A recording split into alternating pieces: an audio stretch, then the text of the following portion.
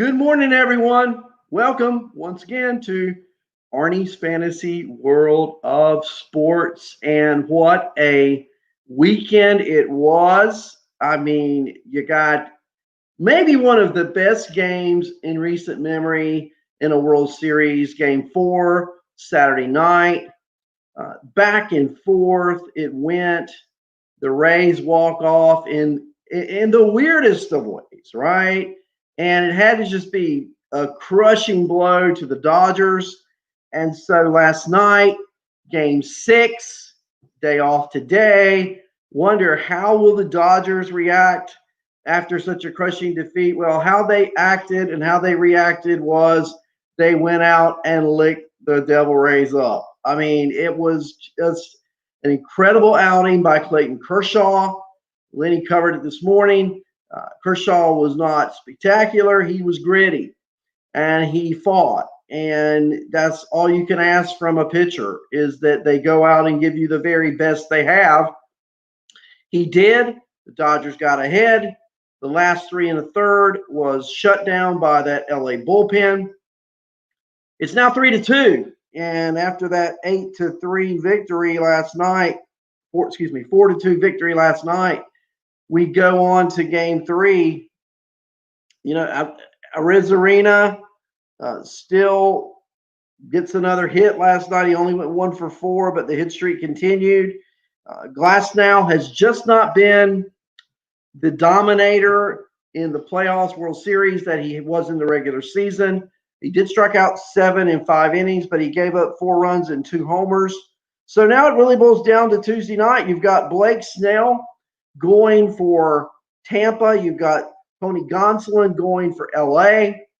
The Dodgers will have a fresh, if needed, Walker Buehler for game 7.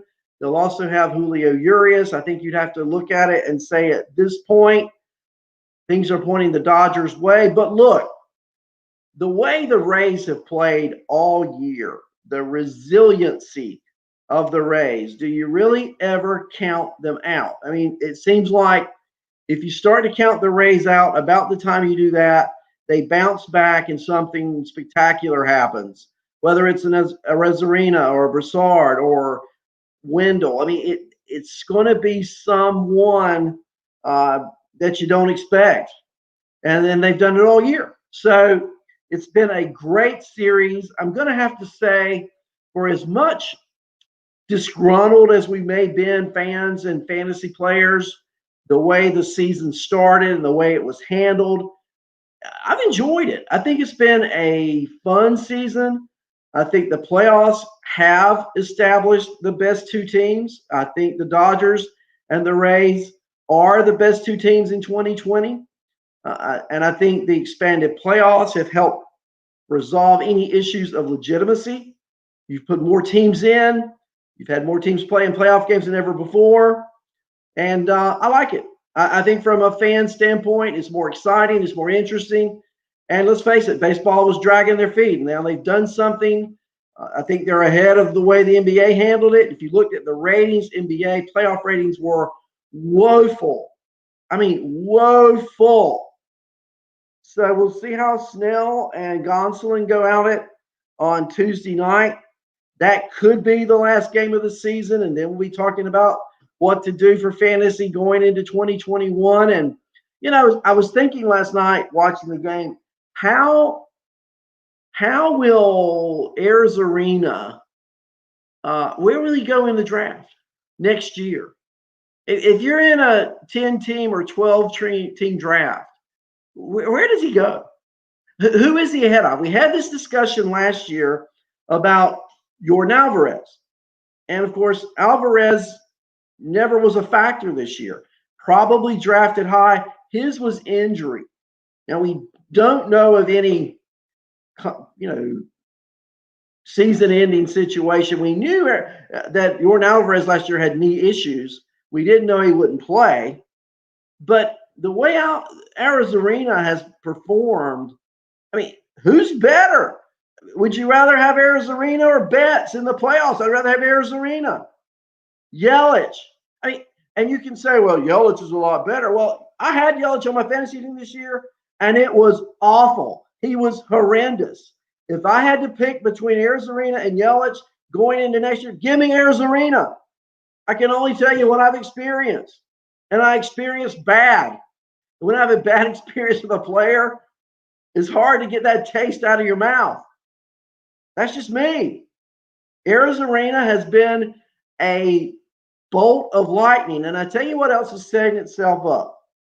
We know that the Rays have the number one international prospect in all of baseball, right?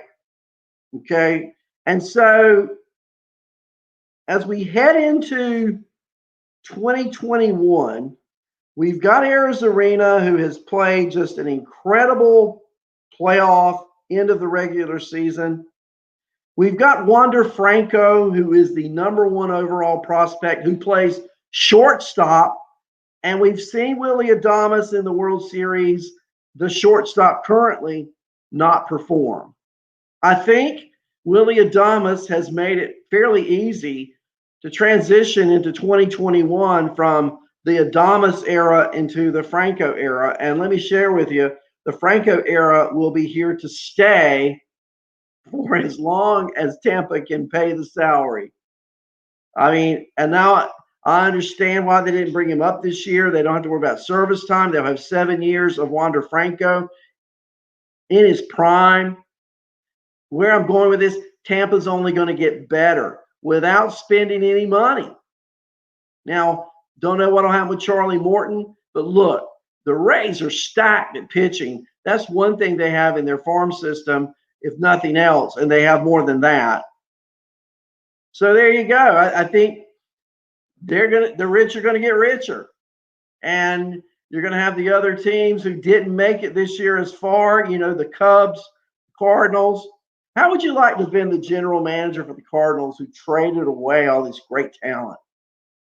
I mean, what's he thinking? Put me, here's where I'm at. I don't know who owns the Cardinals right now, but hire me to be your general manager. I'll make better trades. I can't make worse ones. I used to talk about the Pirates and the bad trades they made. Forgive me. Forgive me, Pittsburgh Pirates. Forgive me, Pirate fans. I was wrong. I shouldn't have gotten on you. I should have gotten all over the Cardinals. They've traded away such great, incredible talent. And the thing is, the Cardinals talk about we're weak in the outfield. Well, you had Arizarena, and you trade him for Liberatore. Now, I'm not saying Liberatore won't be a good player, but he was a single-A pitcher at the time. And we just don't know. Arizarena, they always knew he was athletic. I'm volunteering. Now, I want some compensation because I'm going to do an outstanding job for you, St. Louis. But you need to hire me. I can take a flight out. We can interview this week. I think you'll be impressed, and you won't be depressed over these trades.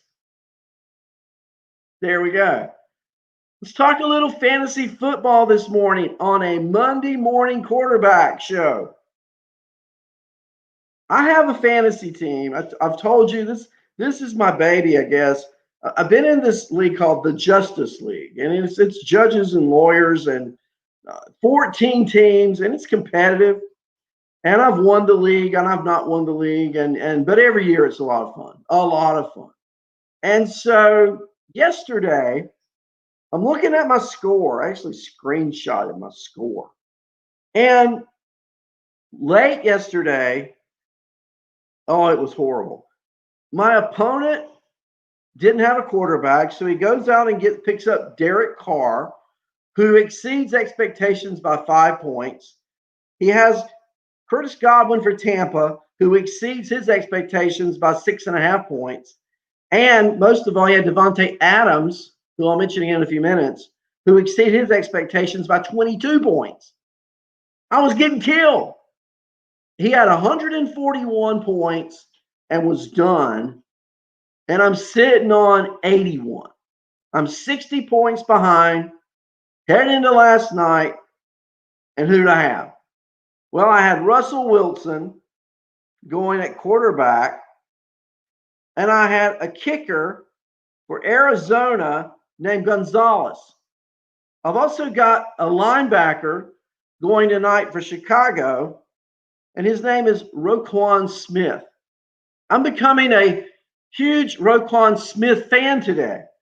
And I'll tell you why. Because my 60-point deficit after Russell Wilson scores 36, after Gonzalez scored 16, I now only need 5.5 points tonight out of Bears superstar linebacker Roquan Smith.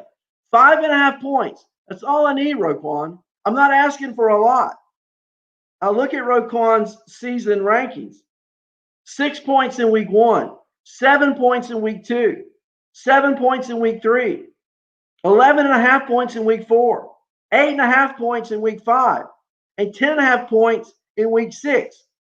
So all I'm asking is, give me the points you scored in your least productive game, 6, week 1, and I win. I'll win. Roquan, are you listening this morning? Are any of Roquan's family or friends listening this morning? Let Roquan Smith know how important he is in my fantasy league tonight as I look to go and move into second place. Down 60, I wasn't too happy. Down 5.5, or less, really 5.25. I need 5.5 to go ahead. Feeling pretty good. I got a chance. All you ask for in fantasy is a chance. That's all you ask for. So for you fantasy footballers, let's take a look back at some of the highlights and some of the players who really just balled it yesterday. 3 quarterbacks, 3 scored in my league over 40 points yesterday. Only 3. Russell Wilson's on the outside looking in. Russell Wilson scored 36.22. I started him at quarterback in my league. Had I started Herbert for San Diego, I would be almost tied. Herbert yesterday, wow. Wow, what a game. I want to talk about the top 3 scoring quarterbacks in fantasy, and Justin Herbert yesterday is number 1. 41.18. Well, excuse me, he's number 2. He's right there with Kyler Murray, who also scored 41. But Herbert, 27 completions, 347 yards, 3 passing touchdowns, 66 yards rushing, and a rushing touchdown. And I watched the game, and the kid looks absolutely great. Murray, with his 41 points, 34 completions, 360 yards, 3 passing touchdowns, and he rushed for 1 more rushing yard and also 67 than Herbert and had a rushing touchdown. So here you have both Murray and Herbert with 41 points. So I offered a trade yesterday. I got a friend of mine who's 1-5 in my league. Looks like he's going to 1-6. Doesn't look too hopeful. We have a keeper in our league. I got you on that. But for this year, you never know. I started one year 0-6 in this league, and not only went 7-0 the rest of the way in the regular season, but I won the championship. I think I was the lowest seeded team in this league to ever win a championship. It's because I traded away players and took some chances. So I offered my friend, I wanted Derrick Henry. Offered him Herbert and a wide receiver for Derrick Henry. Turned me down cold. Don't know why. It would give him 2 really good scoring players, better than what he has. He has Jared Goff at quarterback now. So when you're offering trades, I was trying to look at what his needs were that would make him a better team and make me a better team. And that's what trades are about, right? How can you make your team better? So there are trades you can make to make your team worse. Stay away from those. If you want advice on it, send me a message. I'll help you. The 3rd quarterback to score over 40 points yesterday, the GOAT, Tom Brady. 40.16, 33 completions, 369 yards, 4 passing touchdowns. and a rushing touchdown, a quarterback sneak. Now, what differentiates Brady and why he's a point or so under Herbert and Murray? Herbert had 66 yards rushing. Murray had 67 yards rushing. Brady doesn't run the ball. So he misses out on those points. And a passing touchdown, 4 points in my league versus 60 yards rushing, 6 points in my league. There's a differentiator. But Brady, Herbert, and Murray all over 40 points at the quarterback position. Wide receiver. Wow. My opponent had Devontae Adams, second highest scoring wide receiver yesterday. So who was number one? Tyler Lockett for Seattle, 15 receptions, 200 receiving yards, 3 receiving touchdowns, and in my league, he scored 45.5 points. Devontae Adams was second with 38, 13 receptions, 196 yards, and 2 receiving touchdowns. Notable, Deontay Johnson could be probably on a waiver wire. Pittsburgh wide receiver. And remember that rookie who was ablaze a few weeks ago? He only scored 0.3, a third of a point yesterday. But Deontay Johnson, 25.5, 9 receptions, 80 yards, 2 receiving touchdowns. And finally, A.J. Brown for Tennessee, 24.3 points, 6 receptions, 153 yards, and a touch.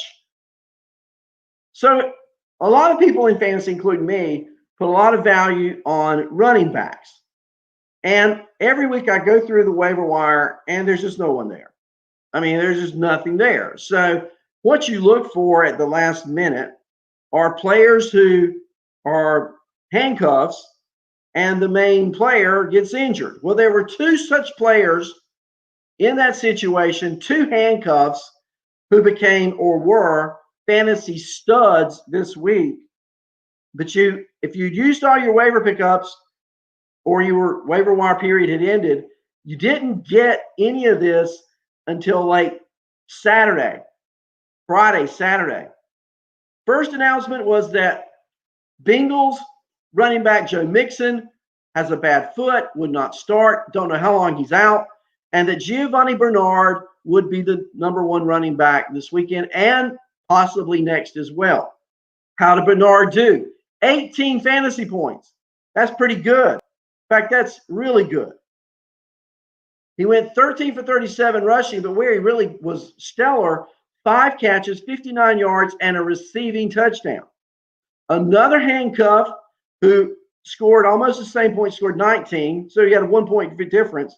Jamal Williams for Green Bay. Not announced until Sunday that he would start, and he went 19 rushes, 77 yards, a rushing touchdown, and 4 receptions for 37 yards. Good morning, Jeff Hughes. Good to see you. So you benched Johnson. I don't blame you. I don't blame you. When you look at what Johnson has, and let's look at that. And we can only rely on past performance and matchups. But you look at Deontay Johnson. He'd only scored 27 points all year. Look at week 1, 6 points. Week 2, 19. Week 3, 0.9. A bye in week 4. 0.3 in week 5 against Philadelphia. Didn't score at all against Cleveland. And then yesterday, 25 points. Out of nowhere. And what about the rookie? The heralded rookie, Chase Claypool. Look what Claypool had done. In week 5 against Philly, 39 points. In week 6 against Cleveland, 16 points. And in week 7 against Tennessee, 0.3. 0.3. He had 1 target, good for a negative 2 yards. He had no yards yesterday. Negative yardage for rookie for Claypool. Chase Claypool, projected to get probably 15 points, comes up with nothing. He was a stinker yesterday. A rookie is a rookie is a rookie. And it applies to football and baseball as well. So what other rookie tanked yesterday? Well, I'll give you another one. It's a little easier to understand because CeeDee Lamb had been scoring points at a rapid rate. We know Dallas lost Dak Prescott. We know Dallas lost their backup. And we know yesterday they were embarrassed by the Washington football team. And in that game, not only were they embarrassed as a team, but CeeDee Lamb, where was he? He had a rushing attempt for 1 yard, 5 targets, and no catches. He scored 0.1. Yeah, that's right. So Claypool and CeeDee Lamb were total busts yesterday. And that's why in fantasy, there's an upside, there's a downside, and then there's those players who you can count on.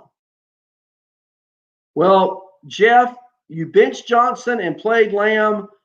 Been great if you could have flipped that around, right, my friend? But we don't know, do we? Now, I had a little indication that CeeDee Lamb would not perform. I have him on my team, and I put him on my bench in lieu of Will Fuller. And Fuller didn't do much better, but he caught a touchdown late. 3 receptions, 35 yards, and a receiving touchdown. That put Fuller in double digits. And when you look, I looked at my team, and I can say, as far as every position player except quarterback, I had the optimal points in my starting lineup and minimal points on my bench. I even put Josh Jacobs on the bench yesterday. Look, Tampa Bay defense. If you run up against Tampa Bay defense, don't count on any rushing yardage. It's like 2 yards per carry. So if you're watching this morning or you watch this later on and you see that you're playing Tampa, I don't care who your stud running back is, look somewhere else. I have Josh Jacobs on my team. I benched him in lieu of Giovanni Bernard. I already told you Giovanni scored 18 points yesterday. What about Josh Jacobs? He scored 4.6. 10 rushes, 17 yards. He averaged less than 2 yards a carry. 3 receptions and 14 yards. Jacobs was non-existent for the Raiders. And they lost by 20-some points. Tampa Bay defense is one of the most underrated defenses in all of fantasy football. And if you play in a league where team defense matters, I suggest you consider adding the Tampa Bay Bucks if you have a bye week, if you have a defense that's struggling. Now, if you've got Buffalo's defense, Pittsburgh's defense, don't drop those defenses for Tampa. But if you have a bye week, I'm not one of these owners who carries 2 defenses. I'll drop a defense. I had Indianapolis. They went on bye. I dropped them. I picked up Tampa. Only got 6 points, but considering I was at 0 early in the game because they gave up points early, as the game went on, the Bucs defense gets better. Now, in reality, the Bucs defense is better than they are in fantasy. They swarm to the ball. They're fast. They will hit you hard. They shut down Josh Jacobs. I didn't start him yesterday based on matchups. Again, if you have a running back, you're playing Tampa, look somewhere else. I benched Jacobs. I benched Lamb. I benched McKinnon. He really was pitiful. And then I read later the coach Shanahan said he just wanted to give him a week off to rest. How about telling us that before the game, coach? Knock, knock. We'd like to know. I benched him anyway, 0.9 points. Jamal Hasty. How many of you guys have added him? Yesterday for San Francisco, Wilson ran like a crazy man in the first half. Then he injures his leg. It looks like a high ankle sprain. Translated, that could be 4 to 6 weeks. Jermichael Hasty comes in the game, rushes 9 times for 56 yards. And in case you're wondering, that's just a little over 6 yards per carry. To me, he looked faster than Wilson. To me, his moves look better than Wilson. And with the injuries they've had at running back, I'm looking for Hasty to start this week for the 49ers. And furthermore, it's against Seattle, not a great run defense. I'm looking for Hasty to put up some points. If you want a sneaky pick in fantasy who's on your waiver wire, go get JaMychal Hasty, put him in a flex position, and watch him score you some points this week. There you go. JaMychal Hasty, 49er running back. And I guess by now, unless you've lived under a rock, yeah, Jeff, I'm like you. The 49er running backs but they're injured. Mostert's out. Wilson's out. They showed yesterday they're not going to make McKinnon the main running back if he didn't play at all, which leaves you with Hasty. Now, I know Tavon Coleman's coming. The way Hasty looked yesterday, they've got to give this kid the ball. And it's sort of like the way they did Mostert last year. Very similar speed. To me, very similar body shape, style. I think he's going to surprise a lot of people next week in fantasy leagues. You be one who owns him and surprise others. Jeff, give it a shot. I got him on my team. We'll see how it goes. Hey, it's been great being with you this morning. Good way to start the week, right? Lenny, thank you for the intro. Lenny said it's going to be a great show. I don't know. I try to give you some information, give you some advice. We're now getting full-fledged into football. I'm going to be giving you more football. We'll talk a little baseball beginning of the show, but we're going to get into football very strong each week. And if you have questions, put them online here. We'll go over them. I'll be back with you tomorrow and Thursday at 10 o'clock or maybe a little before when Lenny finishes. Join us here on the network. We got a lot of great people who do a lot of different things. Personalities are different. Information is different, but it's all good information. There you go. So I look forward to seeing you tomorrow at 10 right here on Arnie's Fantasy World of Sports.